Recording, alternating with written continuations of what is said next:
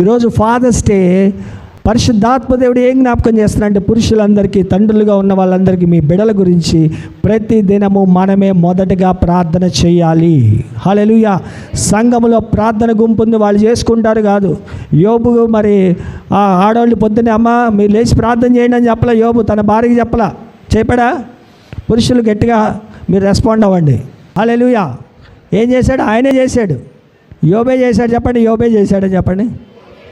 యోబు మరి ధనవంతుడు, నీతిమంతుడు, యథార్థవంతుడు, భయభక్తులు కలిగిన వాడు, చెడుతనమును విసర్జించిన వాడు.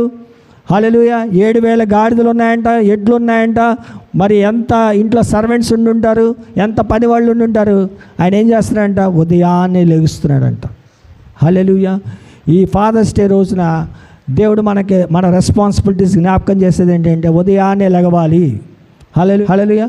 మనకు ఒక రోల్ మోడల్స్ ఉండాలండి. ఎవడ ఆయన పొద్దున్న 9ంటికి లేచాడంటే నేను 9ంటికి లేస్తాను, ముందు ఆ సంగతి ఏంటో చూడిన తర్వాత నేను లెగుస్తాను. ఇవన్నీ మనకు అనవసరం. మనం ఎవరి మోడల్ చేసుకుందంటే యోబుని. హల్లెలూయా. యోబుని రోల్ మోడల్గా చేసుకుందాం.